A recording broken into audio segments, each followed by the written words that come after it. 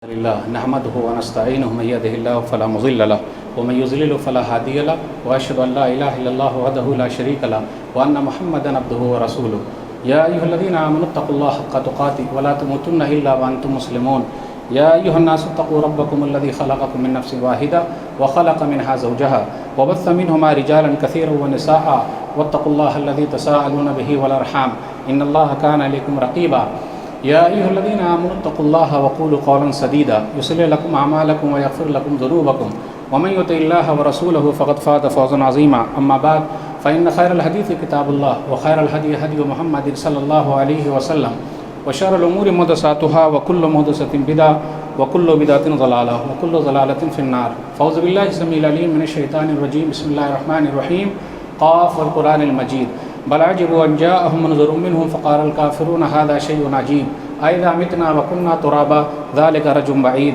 قد علمنا ما تنقص الأرض منهم وعندنا كتاب حفيظ بل كذبوا بالحق لما جاءهم فهم في أمر مريج أفلم ينظروا إلى السماء فوقهم كيف بنيناها وزيناها وما لها من فروج والأرض مددناها وألقينا فيها رواسي وأنبتنا فيها من كل زوج بهيج تبصرة وذكرى لكل عبد منيب ونزلنا من السماء ماء مباركا فانبتنا به جنات وحب الحصيد والنخل باسقات لها طلع نضيد رزقا للعباد وأحيينا به بلدة ميتا كذلك الخروج كذبت قبلهم قوم نوح وأصحاب الرس وثمود وعاد وفرعون وإخوان لوط وأصحاب الأيكة وقوم تبع كل كذب الرسل فحق وعيد أفعينا بالخلق الأول بل هم في لبس من خلق جديد قال الله تبارك وتعالى في موضع آخر أعوذ بالله من الشيطان الرجيم إن عدة الشهور عند الله 12 شهرا في كتاب الله يوم خلق السماوات والأرض منها أربعة حرم ذلك الدين القيم فلا تظلموا فيهن أنفسكم وقاتلوا المشركين كافة كما يقاتلونكم كافة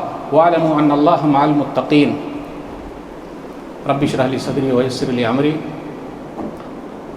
واحلل عقدة من لساني يفقهوا قولي رب زدني علما سبحانك لا علم لنا إلا ما علمتنا إنك أنت العليم الحكيم اللهم صل على محمد وعلى آل محمد كما صليت على إبراهيم وعلى آل إبراهيم إنك حميد مجيد اللهم بارك على محمد وعلى آل محمد كما باركت على إبراهيم وعلى آل إبراهيم إنك حميد مجيد محترم سامعین کرام، بزرگوں، دوستوں، ساتھیوں، پیارے بچوں، میں نے سورہ توبہ سورہ نمبر 9 کی آیت نمبر 36 آپ لوگوں کے سامنے پڑھی ہے۔ آج جمعے کے خطبے میں میری تقریر کا عنوان ہے کعبہ سے کربلا تک۔ یہ مہینہ جس سے ہم اور آپ گزر رہے ہیں محرم کا مہینہ ہے، اور محرم اسلامی سال کا نیا مہینہ ہے اور پہلا مہینہ ہے، اور ہم اور آپ 1444 ہجری میں داخل ہو گئے۔ محرم کے مہینے کی فضیلت یہ ہے، آسمان و زمین کو اللہ نے جب سے بنایا ہے اسی وقت سے 12 مہینے ہیں، اور 4 مہینے حرمت والے ہیں، جس میں سے ایک محرم کا بھی مہینہ ہے۔ محرم کے مہینے کی فضیلت یہ ہے جو نبی صلی اللہ علیہ وسلم نے بیان فرمائی ہے کہ محرم کا مہینہ اللہ کا مہینہ ہے۔ تمام مہینے اللہ کے ہیں، لیکن اگر یہ کہے کہ محرم کا مہینہ اللہ کا مہینہ ہے تو اس کی اہمیت زیادہ ہے۔ مثال کے طور پر بیت اللہ شریف کو کہتے ہیں بیت اللہ شریف، یعنی اللہ کا گھر۔ یہ مسجد بھی اللہ کا گھر ہے، لیکن خانہ کعبہ کو بولتے ہیں بیت اللہ شریف، تو اس کا مقام و مرتبہ کافی اونچا ہے۔ اسی طریقے سے اس مہینے میں یہ لگا ہوا ہے حدیث میں اللہ کا مہینہ، تو اس کی اہمیت زیادہ ہے۔ صحیح مسلم کتاب الصیام حدیث نمبر 1163 نبی صلی اللہ علیہ وسلم نے فرمایا افضل الصیام بعد رمضان شہر اللہ المحرم، بہترین روزہ رمضان کے بعد وہ اللہ کے مہینے محرم کا روزہ ہے۔ اب اس مہینے میں کتنے روزے رکھ رہے ہیں؟ عاشورہ کا مطلب ہوتا ہے 10ویں محرم، تو ایک روزہ رکھنے کا ہے یا 2 روزہ رکھنے کا ہے؟ 10ویں تاریخ کو اور 9ویں تاریخ کو، ایک دن پہلے۔ اگر ہم نے اور آپ نے 10ویں تاریخ کو روزہ رکھ لیا اور 9ویں کو بھی رکھ لیا یا 2 دن روزے رکھ لیے تو پچھلے 1 سال کے گناہ معاف۔ نبی صلی اللہ علیہ وسلم نے فرمایا، صحیح مسلم کتاب الصیام حدیث نمبر 1162 یکفر السنۃ الماضیہ، کہ محرم کا روزہ جو رکھے گا اس کا فائدہ کتنا ہے؟ پچھلے 1 سال کے چھوٹے چھوٹے گناہ معاف۔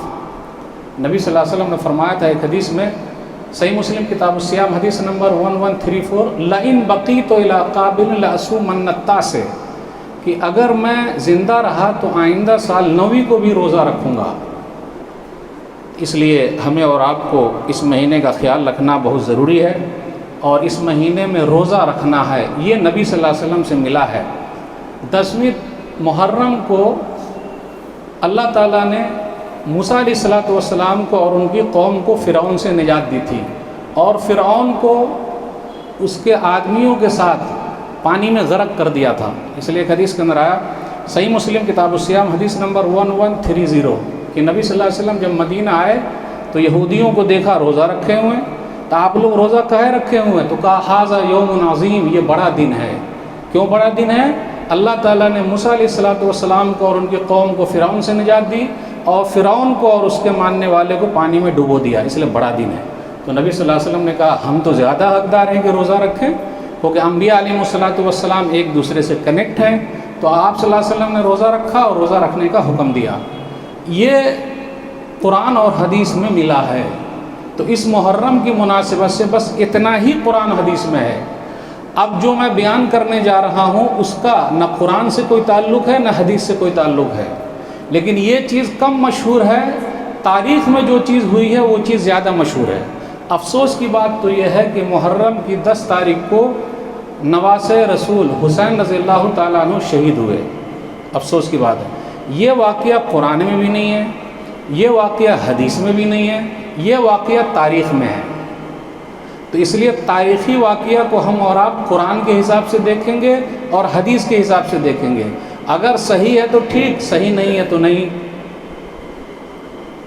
کیا کہا جائے، کربلا کا جو واقعہ ہوا، ہم سب مسلمان بہت غمگین ہیں، جتنا بھی غم منائیں بہت کم ہے، کیونکہ نبی صلی اللہ علیہ وسلم کے نواسے ہیں، وہ نواسے رسول ہیں۔ حسین رضی اللہ تعالیٰ عنہ نوجوانان جنت کے سردار ہیں۔ حسین رضی اللہ تعالیٰ عنہ فاطمہ رضی اللہ تعالیٰ عنہ کے لال ہیں۔ علی رضی اللہ تعالیٰ عنہ کے جگر گوشے ہیں، سردار صحابہ میں سے ہیں، نیک تھے، مجاہد تھے، بہادر تھے، نوجوانان جنت کے سردار ہیں۔ ایک حدیث کے اندر آیا، سنن ابن ماجہ مقدمہ حدیث نمبر 118، الحسن والحسین سیدہ شباب اہل الجنہ وابوہما خیر منہما۔ حسن اور حسین رضی اللہ تعالیٰ عنہ نوجوانان جنت کے سردار ہیں۔ اب دیکھیے اللہ تعالیٰ نے جنت میں داخل کر دیا ہے ان کو، اور وہ بھی جنتی نوجوانوں کا سردار دونوں بھائیوں کو بنا دیا ہے۔ جنت میں داخل کیا، جنتی نوجوانوں کا سردار بنا دیا، اور نبی صلی اللہ علیہ وسلم نے آگے کہا وَأَبُوهُمَا خَيْرٌ مِّنْهُمَا، ان دونوں کے ابا یعنی علی رضی اللہ تعالیٰ عنہ ان دونوں سے اچھے ہیں۔ اب جب سوال یہ ہے، اور ابھی سوال یہ پیدا ہوتا ہے کہ جنت میں اللہ نے داخل کر دیا، یعنی ان کے لیے جنت لکھ دی، نوجوانان نے جنت کا سردار بنا دیا، تو اب تو کچھ بچا ہی نہیں، جنت سے بھی آگے کوئی اور چیز ہے کا؟ تو جو کچھ چل رہا ہے اپنے یہاں، شین سے ہم سین لوگ بھی متاثر ہو گئے ہیں، یعنی شیعہ سے سنی بھی متاثر ہو گئے، شین کا اثر سین پر بھی ہو گیا ہے۔ کنفیوز ہیں، سمجھ میں نہیں آ رہی بات۔ کچھ لوگ کلمہ پڑھنے والے گالی دیتے ہیں، تو کیا قبر میں پوچھا جائے گا گالی کاہے نہیں دیا؟ حدیث کے اندر آیا، صحیح بخاری کتاب الادب حدیث نمبر 6045، لا يرمی رجل رجلا بالفسوق ولا يرمیہ بالکفر الا ارتدت علیہ ان لم یکن صاحبہ کذلک۔ کوئی کسی کو فاسق نہ کہے، کسی کو کافر نہ کہے، اگر وہ کافر نہیں ہے تو وہ چیز لوٹ کے اس کے پاس آ جائے گی۔ لوگ اس آڑ میں کیا کیا نہیں کرتے ہیں، نواسے رسول ہیں، اس آڑ میں کیا کیا نہیں کرتے ہیں۔ تب آئیے ذرا دھیرے دھیرے چلے اور دیکھتے ہوئے چلے۔ واقعی جو ہوا ہے حسین رضی اللہ تعالیٰ عنہ کا جو قتل ہوا، ہم سب مسلمان بہت غمگین ہیں، اور جس نے بھی قتل کیا، شہید کیا، ان پر لعن و طعن بھیجتے ہیں، اور اللہ نے ان کو رسوا کر دیا، اللہ نے ان کو رسوا کر دیا جس نے بھی ہاتھ اٹھایا اور شہید کیا۔ واقعہ کربلا کا ایک پس منظر جاننا ضروری ہے۔ نبی صلی اللہ علیہ وسلم دنیا سے رخصت ہوئے 11 ہجری میں، 2 سال کے لیے خلیفہ بنے ابو بکر صدیق رضی اللہ تعالیٰ عنہ 11 سے 13 ہجری، پھر اس کے بعد 10 سال کے لیے خلیفہ بنے 13 سے 23 عمر بن خطاب رضی اللہ تعالیٰ عنہ. پھر اس کے بعد 23 سے یعنی 24 سے 35 تک 12 سال کے لیے خلیفہ بنے عثمان غنی رضی اللہ تعالیٰ عنہ. 5 سال کے لیے خلیفہ بنے علی رضی اللہ تعالیٰ عنہ 40 تک. تو یہ 40 تک جو حکومت ہوئی ہے 40 ہجری تک، یہ نبی صلی اللہ علیہ وسلم کے بتائے ہوئے طریقے پر ہوئی ہے، اور سب کے لیے سند نبی صلی اللہ علیہ وسلم نے دے دی ہے. اور یاد رکھیے گا، سب سے بڑی مصیبت کیا ہے؟ آج امت سب سے زیادہ آنسو بہا رہی ہے یا خون بہا رہی ہے اس واقعے پر جس کا تعلق نہ قرآن سے ہے نہ حدیث سے. سنن ترمذی کے حدیث پر غور کیجئے. سنن ترمذی کتاب المناقب حدیث نمبر 3618. انس بن مالک رضی اللہ تعالیٰ عنہ کہتے ہیں کہ جب نبی صلی اللہ علیہ وسلم مدینہ آئے، مکہ سے مدینہ ہجرت کی، اضاء منہا کل شیء، تو نبی صلی اللہ علیہ وسلم کے آنے سے پورا مدینہ روشن ہو گیا. کہ نبی صلی اللہ علیہ وسلم آئے ہیں مدینہ، پورا مدینہ روشن ہو گیا. اور جب نبی صلی اللہ علیہ وسلم دنیا سے رخصت ہوئے تو کہا اظلم منہا کل شیء، پوری دنیا میں اندھیرا چھا گیا. تو سب سے بڑی مصیبت یہ ہے ہم مسلمانوں کے لیے کہ نبی صلی اللہ علیہ وسلم دنیا سے رخصت ہو گئے ہیں. اس سے بڑی مصیبت نہ آئی ہے نہ قیامت کی صبح تک آئے گی. لیکن ہم اہل سنت والجماعت وہی کہتے ہیں جو قرآن میں لکھا ہے، جو حدیث میں لکھا ہے. کیونکہ اللہ کا کیا فرمان ہے قرآن میں؟ وَلَنَبْلُوَنَّكُمْ بِشَيْءٍ مِّنَ الْخَوْفِ وَالْجُوعِ وَنَقْصٍ مِّنَ الْأَمْوَالِ وَالْأَنفُسِ وَالثَّمَرَاتِ وَبَشِّرِ الصَّابِرِينَ الَّذِينَ إِذَا أَصَابَتْهُمْ مُصِيبَةٌ قَالُوا إِنَّا لِلَّهِ وَإِنَّا إِلَيْهِ رَاجِعُونَ أُولَٰئِكَ عَلَيْهِمْ صَلَوَاتٌ مِّن رَّبِّهِمْ وَرَحْمَةٌ وَأُولَٰئِكَ هُمُ الْمُهْتَدُونَ. اللہ نے کہا ہم تم کو آزمائیں گے ڈر کے ذریعے، بھوک کے ذریعے، مالوں میں کمی کر کے، جانوں میں کمی کر کے، پھلوں میں کمی کر کے. دیہات میں پھل بہت ہوتا. پھر آگے کہا صبر کرنے والوں کو خوشخبری سنا دیجئے. جب بھی مصیبت آتی ہے تو کیا کہتے ہیں؟ انا للہ و انا الیہ راجعون. آنسو تو بہیں گے، وہ ہو گیا جب مصیبت آئی، لیکن چیخنا، چلانا، پھاڑنا، سینہ پیٹنا اور خنجر سے جسم سے خون نکالنا، آگ پہ چلنا، گلی کوچے کو لہو لہان کر دینا، کس نے کہا ہے؟ نبی صلی اللہ علیہ وسلم نے کہا ہے، صحابہ کرام نے کہا ہے. مصیبت آتی ہے تو ہمیشہ انا للہ و انا الیہ راجعون. اتنا ہی نہیں، نبی صلی اللہ علیہ وسلم نے فرمایا 3 دن سے زیادہ سوگ منانا نہیں ہے. مرد جو ہے وہ 3 دن یا کوئی بھی جو ہے وہ 3 دن سوگ منائے. 3 دن سے زیادہ کون؟ بیوی اپنے شوہر پر 4 مہینہ 10 دن سوگ منا سکتی ہے.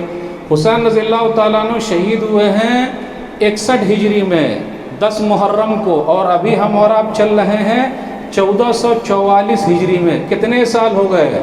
اگر تکلیف والی بات ہے تو ان کے زمانے میں لوگوں نے تکلیف اٹھا لی، سوگ منا لیا. حدیث کے اندر آیا، صحیح بخاری کتاب الجنائز حدیث نمبر 1280، لا يحل لامرأة تؤمن بالله واليوم الآخر أن تحد على ميت فوق 3 إلا على زوج فإنها تحد عليه 14 وعشرة. کسی عورت کے لیے ہے ہی نہیں. پھر اسی طرح دوسری حدیث میں کسی آدمی کے لیے نہیں ہے کہ بس 3 دن میت پر افسوس کرنا. ہاں، بیوی اپنے شوہر کے لیے 4 مہینہ 10 دن سوگ منا سکتی ہے. اب یہ جو مسئلہ ہو رہا ہے، کیا کہیں کہیں پر مسلمانوں کے یہاں کیا ہے، یہ لوگ برسی مناتے ہیں. بابا گزر گئے، امی گزر گئی، 1 سال ہو گیا تو اب کپڑے نہیں بنائیں گے عید میں، بقرعید میں نہیں. محرم کے مہینے میں بھی آپ دیکھ لیجئے شادی بیاہ نہیں ہے، نہیں کرتے. کالے کپڑے پہن کے گھوم رہے ہیں. کائے بھائی، کون سی مصیبت؟ کہاں لکھا ہوا ہے کہ محرم کے مہینے میں کالا کپڑا پہن کے گھومنے کا، شادی بیاہ نہیں کرنے کا؟ اہل سنت والجماعت کو چاہیے کہ محرم کے مہینے میں زیادہ نکاح کرے. صحابہ کرام کے زمانے میں شوال میں شادی نہیں ہوتی تھی تو ام المؤمنین عائشہ رضی اللہ تعالیٰ عنہ کہتی ہے کہ میری شادی شوال ہی میں ہوئی ہے. کون عمل کرے گا؟ کوئی مہینہ منحوس نہیں ہے، کوئی دن منحوس نہیں ہے، کوئی نمبر منحوس نہیں ہے، کوئی دشا منحوس نہیں ہے. کیا کر رہے ہیں ہم اور آپ؟ کب سیکھیں گے یہ سب؟ اس لیے اس مہینے میں شادی کی تاریخ زیادہ دینے کا. اگر کبھی رخصتی کا کوئی مسئلہ بولے نہیں یہ مہینہ روک کے آئندہ مہینہ رخصتی کریں گے، کس نے کہا ایسا کرنے کو؟ ماتم نہیں کر سکتے، افسوس نہیں منا سکتے، چیر پھاڑ نہیں سکتے۔ حدیث کے اندر آیا، صحیح بخاری کتاب الجنائز حدیث نمبر 1294، لیس منا من لطم الخدود وشق الجیوب ودعا بدعوی الجاہلیہ، وہ ہم میں سے نہیں ہے جو گال پر مارتا ہے، اپنے گریبان چاک کرتا ہے، پرانے زمانے کی بات کرتا ہے، مطلب میرا خاندان تو ایسا ہے، میں ایسا ہوں، دس اور دیٹ۔ جی نہیں، وہ ہم میں سے نہیں ہے۔ اب آئیے دھیرے دھیرے چلتے ہیں۔ یہ مسئلہ جو ہوا ہے حسین رضی اللہ تعالیٰ عنہ والا جو مسئلہ ہے، ہمیں اور آپ کو غور کرنے کی ضرورت ہے۔ سب سے پہلے ہمیں یہ دیکھنا ہوگا کہ یہ سب ایسا ہوا کیوں۔ 33 ہجری میں پورے وقت میں اس وقت جو اسلامی حکومت تھی، عبداللہ بن سبا یہودی اٹھا اور اس نے ایک گروپ بنا لیا، مسلمانوں کے نام پہ اٹھا ایک گروپ بنایا۔ آج کل لوگ وہی ہے نا، لوگ بولے کوا کان لے کے بھاگا تو سب لوگ کوے کے پیچھے بھاگ رہے ہیں۔ ارے بھائی کان کی طرف تو ہتھوا ڈالیے، کوے کے پیچھے بھاگ رہے ہیں۔ تو تیار ہو گیا اور اس نے ایک چیز چھوڑ دی، سب کو ورغلایا کہ عثمان رضی اللہ تعالیٰ عنہ کی جو حکومت ہے وہ قریشی سلطنت ہے، یعنی وہ صرف اپنے خاندان کے لوگوں کو ہی عہدے پر رکھتے ہیں۔ عمر رضی اللہ تعالیٰ عنہ جب مسلمانوں کے خلیفہ تھے 10 سال تک، تو انہوں نے ایک کمیٹی بنا دی تھی، اور کمیٹی میں اپنے بیٹے عبداللہ کا نام نہیں رکھا اور اپنے بہنوئی سعید بن زید کا نام نہیں رکھا، اپنے خاندان والے کا نہیں، نہ بیٹے کا نام رکھا نہ بہنوئی کا نام رکھا، بولے نا، جبکہ ان کے بہنوئی سعید بن زید رضی اللہ تعالیٰ عنہ عشر مبشرہ میں سے، دنیا ہی میں جنت کی بشارت ملی ہے۔ لیکن آج ہم اور آپ کمیٹی میں اگر ہم کو دیا جائے اختیار تو اپنے بیٹے کا نام لاتے ہیں یا اپنے رشتہ دار کا، یہاں تک کہ تعلیمی مافیا جو سرکاری جاب کر رہے ہیں وہ لوگ بھی اپنے بعد اپنے ہی والے کو رکھتے، چاہے وہ انگوٹھا چھاپ رہے، ہمارا داماد رہے گا، ہمارا بھتیجا رہے گا، ہمارا بیٹا رہے گا، ہمارا چاچا رہے گا، ہمارا بوا رہے گا۔ اور یہاں عمر بن خطاب رضی اللہ تعالیٰ نے بہنوئی کا بھی نام نہیں لیتے، بولا ہمارے بہنوئی بھی نہیں رہیں گے، میرا بیٹا عبداللہ بھی نہیں رہے گا۔ 6 لوگوں کی کمیٹی بنا دی الگ سے، بولے یہ لوگ رہیں گے، یہ ہے اسلام۔ چلیے، عثمان غنی رضی اللہ تعالیٰ عنہ کی شہادت کو یاد کرنا ضروری ہے۔ ہمیں اور آپ کو کربلا کا میدان یاد ہے، کسی کی شہادت کی گواہی بدر کا میدان دے گا، احد کا میدان دے گا، کربلا کا میدان دے گا، لیکن عثمان غنی رضی اللہ تعالیٰ عنہ کی شہادت کی گواہی رب کا قرآن دے گا۔ فَسَيَكْفِيكَهُمُ اللَّهُ، سورہ بقرہ سورہ نمبر 2 آیت نمبر 137۔ 40 دن تک ان کا کھانا پینا بند کیا گیا، وہی بیر معونہ، پانی وقف کیا خرید کر کنواں۔ عثمان غنی رضی اللہ تعالیٰ عنہ نے مدینہ کے اندر، سنن ترمذی کتاب المناقب حدیث نمبر 3703، بیر معونہ یعنی کنواں تھا، ایک کنویں کا نام ہے معونہ، پانی نکالتے تھے۔ پہلے دیہاتوں میں آپ دیکھتے انارہ ہوتا، کنواں، تو انہوں نے کیا کیا، یہودیوں سے خرید لیا، میٹھے پانی کا کنواں تھا، مسلمانوں کے لیے وقف کر دیا۔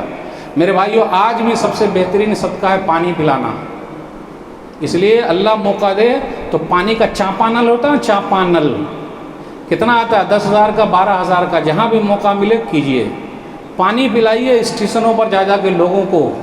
آج ہم اور آپ کچھ نہ، بس کھانے کے چکر میں، پینے کے چکر میں، چھوٹے چھوٹے صدقے آپ کر سکتے ہیں آرام سے۔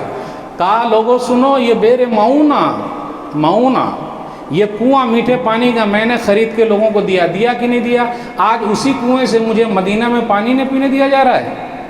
40 دن تک کھانا پینا بند، یاد کیجئے گا، 40 دن تک کھانا پینا بند۔ اس کے بعد کیا ہوا؟ البدایہ والنہایہ جلد نمبر 7 صفحہ نمبر 203، 40 دن تک رہا۔ کربلا کے میدان میں کہا جاتا ہے کہ 3 دن تک پانی بند تھا، کہا جاتا ہے، لیکن ایک روایت یہ بھی ہے کہ صبح میں حسین رضی اللہ تعالیٰ عنہ غسل کر کے میدان میں گئے تھے، تو یہ پانی کہاں سے آیا؟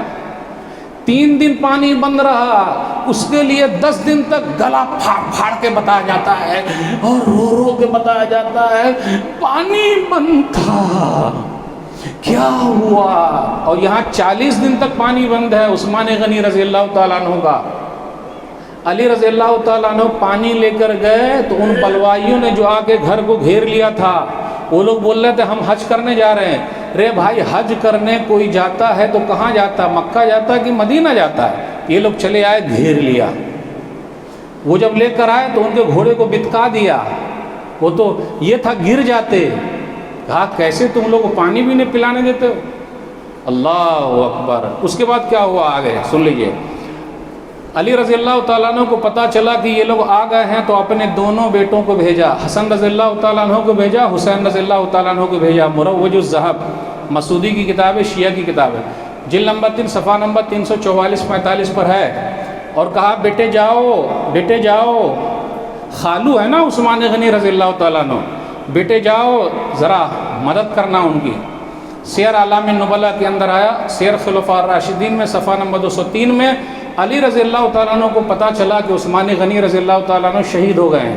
اس کے بعد جملہ ذرا غور سے سنیے گا، کیف قتل وانتم علی الباب، بیٹے حسن سنیے، حسین سنیے رضی اللہ تعالیٰ عنہ، بیٹے آپ دونوں دروازے پر تھے اور وہ شہید ہو گئے۔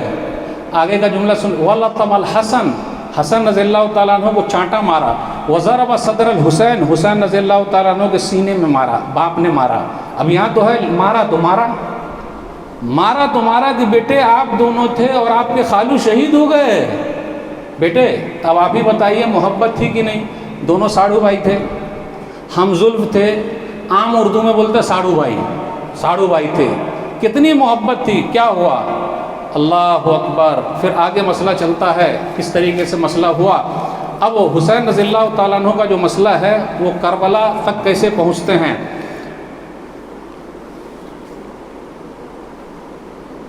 60 ہجری میں امیر معاویہ رضی اللہ تعالیٰ عنہ دنیا سے رخصت ہوئے۔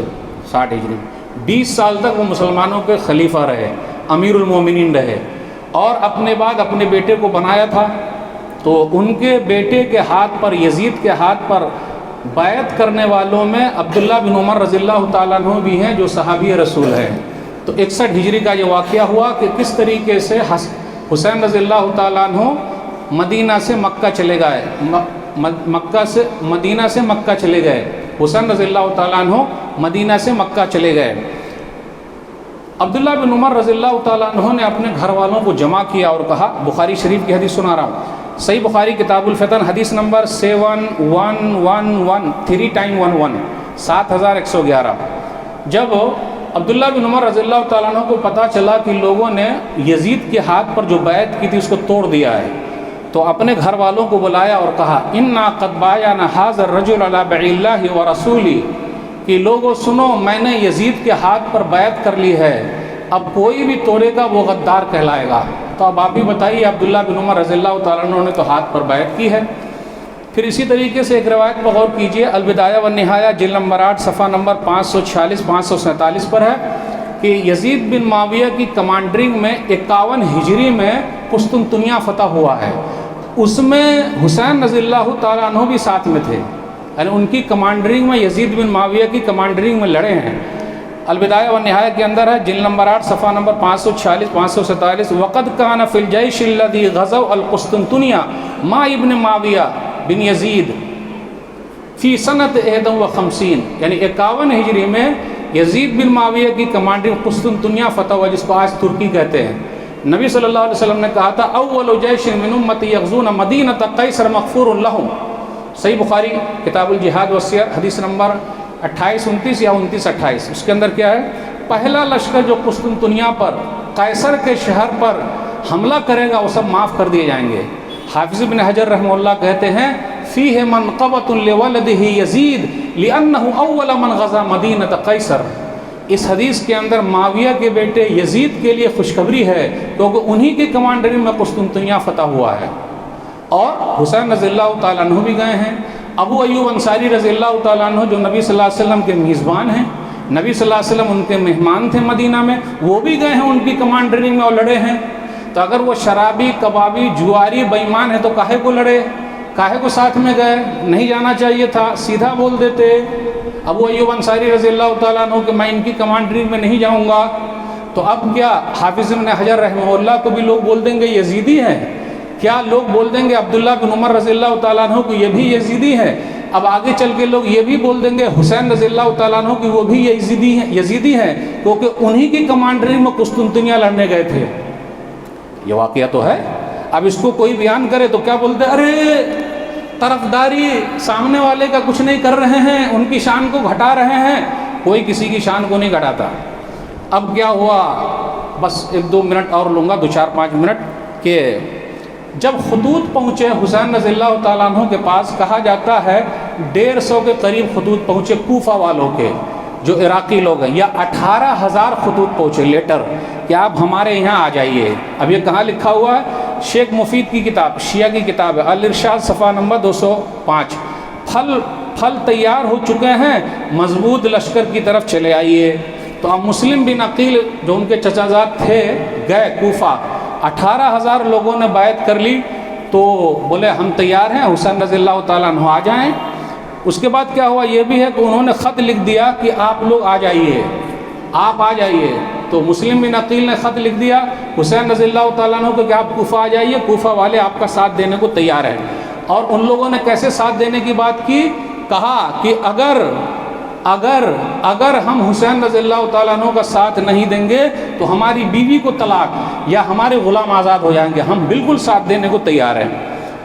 اب اس کے بعد مسلم بن عقیل جب کوفہ پہنچے تو نعمان بن بشیر رضی اللہ تعالیٰ عنہ یزید کی طرف سے وہاں کے ذمہ دار تھے. اب مسلم بن عقیل لوگوں سے بیعت لے رہے ہیں، ان کو پتہ چل گیا لیکن انہوں نے کچھ کیا نہیں. تو کیا کیا یزید بن معاویہ نے کہ نعمان بن بشیر کی جگہ پہ رضی اللہ تعالیٰ عنہ عبید اللہ بن زیاد کو بصرہ کے ساتھ ساتھ کوفہ کا بھی گورنر بنا دیا. بولے اب آپ جائیے. وہ سخت قسم کا آدمی تھا.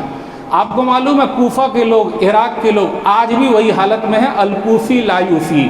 کوفی لوگ کبھی وفا نہیں کرتے، اور عراقی لوگوں کو کٹر قسم کے لوگوں کی ضرورت ہے آج بھی. جس طرح عبید اللہ بن زیاد آج بھی، جیسے صدام حسین تھا تو ابھی ان کو بالکل صحیح طریقے سے رکھے ہوا تھا، اب اس کے جانے کے بعد اب دیکھ لیجئے کیا حالت ہے. تو وہاں کے لوگ سخت مزاج ہیں، ان کو کمانڈر بہت سخت چاہیے، ان کا جو حکمران ایک دم سخت قسم کا چاہیے. اور وہ لوگ جو لوگ وعدہ کرتے ہیں وہ پورا نہیں کرتے. اب اس کے بعد کیا ہوا، حسین رضی اللہ تعالیٰ عنہ چلے. راستے میں ان کو لیٹر پھر ملا کہ مت آئیے گا، جو 40,000 یا 1,00,000 لوگ یہ میرے ہاتھ پر بیعت کیے ہوئے تھے سب ایک ایک کر کے ہٹ گئے. کیونکہ عبید اللہ بن زیاد بصرہ آیا اور تقریر کی، لوگوں کو ڈرایا. بصرہ میں تو تھا ہی، کوفہ آیا، لوگوں کو ڈرایا اور کہا ایسا کر دیں گے ویسا کر دیں گے، بلڈوزر چل جائے گا. جانتے ہیں بلڈوزر کے اندر بہت پاور ہے، کوئی بھی اگر ملا بلڈوزر، تب جب بلڈوزر چل جائے گا تو دیکھیے سب دل میں گھس گئے ہیں بلڈوزر تھے، بلڈوزر بابا، بلڈوزر ماما، بلڈوزر چاچا. تو اس زمانے میں بلڈوزر ماما، بلڈوزر چاچا، بلڈوزر دادا وہی رہے ہوں گے. عبید اللہ بن زیاد سخت قسم کا آدمی، سب اندر گھس گئے بل میں. مسلم بن عقیل کو ویسے چھوڑ دیا، انہوں نے لکھا مت آئیے آپ. لیکن ان کو لیٹر مل چکا تھا، پہنچ گئے. جب پہنچ گئے تو اب کربلا کے میدان میں آئے. اسی طرح آپ تو یہاں پہنچے. اس کے بعد کیا ہوا، شاعر تھا فرزدق، اس نے کہا حسین رضی اللہ تعالیٰ عنہ سے، طبری جلد نمبر 1 صفحہ نمبر 218، لوگوں کے دل آپ کے ساتھ ہیں مگر تلواریں بنی امیہ کے ساتھ ہیں، آپ مت جائیے. لیکن مسلم بن عقیل کے لوگوں نے کہا کہ ان کے رشتہ دار، ارے مسلم بن عقیل کو عبید اللہ بن زیاد نے قتل کر دیا، اس کا بدلہ لیں گے. اب کربلا کے میدان میں آ گئے، صبح کے وقت پہنچے. یہ آخری بات چل رہی ہے. البدایہ و نہایہ جلد نمبر 8 صفحہ نمبر 594، البدایہ و نہایہ جلد نمبر 8 صفحہ نمبر 566. جو یزید کی طرف سے کمانڈر تھے عمر بن سعد بن وقاص، تو ان کے سامنے حسین رضی اللہ تعالیٰ نے 3 شرطیں رکھی کہ ایسا کیجئے کہ میں جہاں سے آیا ہوں چھوڑ دیجئے، میں چلا جاؤں گا، یا مجھے ترک کے کنارے پر چھوڑ دیجئے، میں لڑائی کروں گا کافروں سے، یا پھر مجھے یزید کے پاس لے چلیے اور فَأَسَوْ يَدَيَّ فِي يَدِهِ فَيَحْكُمُ فِيَّ مَا رَأَى، تو میں اپنا ہاتھ یزید کے ہاتھ میں دے دوں گا اور یزید جو چاہیں گے فیصلہ کریں گے. اب لوگ بولتے ہیں یہ روایت بھی صحیح نہیں ہے. ارے کاہے نہیں صحیح ہے بھائی، وہ تو لکھا ہوا ہے کہ میں اپنا ہاتھ یزید کے ہاتھ میں دوں گا اور یزید جو چاہیں گے وہ فیصلہ کریں گے.